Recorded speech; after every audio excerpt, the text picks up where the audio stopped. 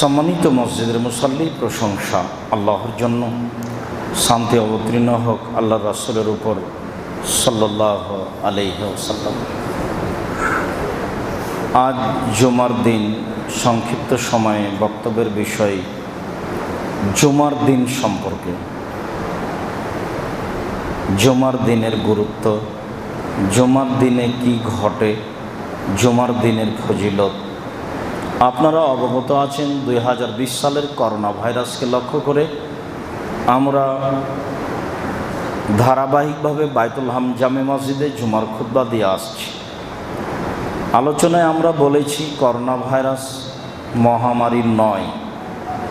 আলোচনায় বলেছি corona virus ছোঁয়াচে রোগ নয়, এই কারণে যে পৃথিবীতে ছোঁয়াচে রোগ নেই।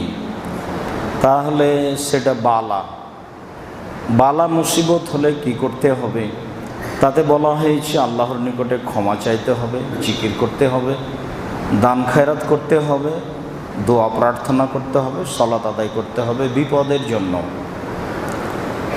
সালাতকে লক্ষ্য করে আমরা ধারাবাহিক আলোচনায় সালাতের ফজিলত, নফল সালাত, বিভিন্ন সালাতের আলোচনার এক পর্যায়ে আমরা জুমার সালাতের আলোচনায় এসেছি। আপনারা জামিয়া সালাতের পক্ষ থেকে অনলাইন ইতেসাম টিভি দেখলে ধারাবাহিকভাবে দেখতে পাবেন বলে আমরা আশা করছি। সম্মানিত দিনী ভাই বোন,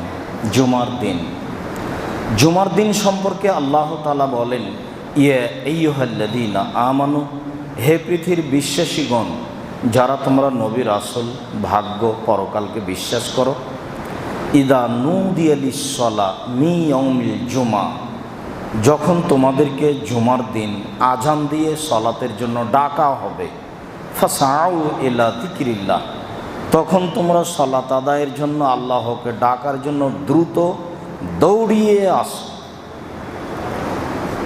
ওয়াযারুল বায়আ, ক্রয় বিক্রয়, ব্যবসা বাণিজ্য ছেড়ে দাও। এইটা তোমাদের জন্য কল্যাণকর যদি তোমরা জানো, বুঝো।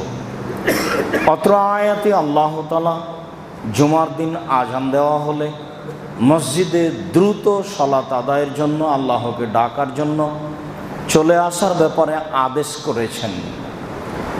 তাতে তিনি যা বলেছেন পরের আয়াতও তা প্রমাণ হয় যে সালাত শেষ হয়ে গেলে ফাইদা কুজিয়াতিস সালাত ফান্তাশিরু ফিল আরদ, যখন সালাত শেষ হয়ে যাবে তখন আবারও জমিনে কাজে ছড়িয়ে পড়ো।